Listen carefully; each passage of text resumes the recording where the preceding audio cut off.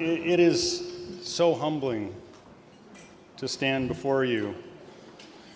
You're the backbone of the land trust community, doing amazing things to preserve land around the country. And I'm working with you and following in the footsteps of some amazing champions who have gotten this award before. You may not have recognized this, but everybody else that got this award actually got paid to do it. I think I've been sending money to others. I'm not the professional. Before I go any further, I just have to recognize that the work that I've done and I've loved to do, I've been able to do because I've had a wife who's incredibly supportive of me not being around a lot of times.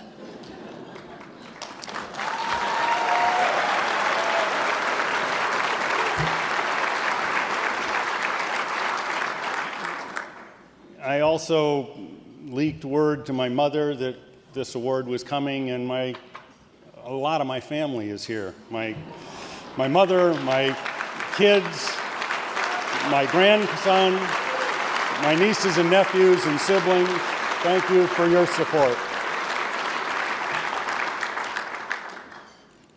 I've thought a lot about this award, getting it, being honored with it, since Andrew called a few months ago and said, would you be willing to accept it?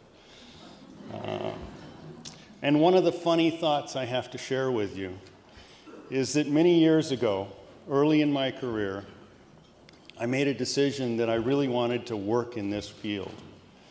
And I applied for a job with the Nature Conservancy to do land protection work. And I got the interview, and I went through the whole process, and in the end, they decided I wasn't up to the task. I think you've somehow shown them tonight that they were wrong.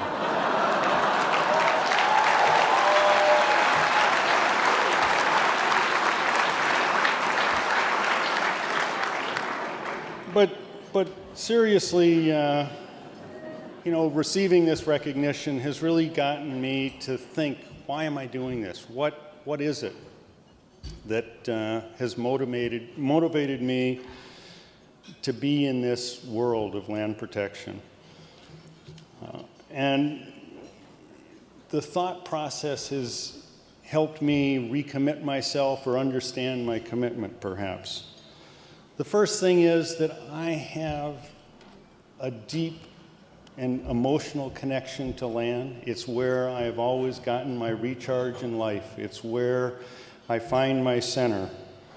It rejuvenates my soul when things aren't going well, to go take that walk, to go be outside.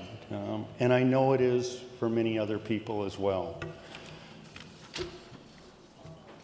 I grew up, came of age in the early 70s, which was a time of social unrest, and a huge number of people committed to making the world a better place. Those were social issues, and those were environmental issues. The mystery to me, and I mean mystery, is what the hell happened to all of my peers. I can't imagine having lost it, but they have, so many, and we need to work so hard to bring them back. I've traveled a lot, I've been in a lot of land. I'm very clear that you can restore almost anything, but you can't undo fragmentation. And the work that we do is so much about preserving large pieces of land, however you define that, before it's broken into smaller and smaller pieces. And that makes a big difference. I also have come to realize that livable communities are communities with open space and green space. It makes communities healthy. It's our responsibility to have healthy communities for all people. And if the things that we care about are that important to us, the only way we're going to have other people share in that passion is if they can experience on an emotional level. And that's so important for all of us to be doing all the time. It's perhaps part of community conservation that we've been working at getting better at. But lastly, I just have to share with you, and Chris Larson will laugh at this, because I have a strange belief about the work that we're doing. Most of our work is conservation easement work, and I firmly believe that the land that we protect today with conservation easements is going to come on the market time and time again in the future. As a fish and wildlife realtor told me once, don't worry about it, one of the 3 Ds is going to get them. Death, debt, and divorce. Our opportunity to buy land comes around time and time again when it's covered with a conservation easement. And a community looking at land covered by a conservation easement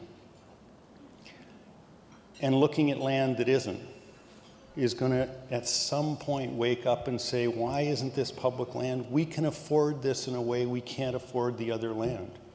And what we are doing with our work is creating the next system of parks in our communities. And I know a lot of people think that that's probably not a great thing because we're in the private land protection business, but we're providing the opportunity for private land protection and providing the opportunity for long-term public use.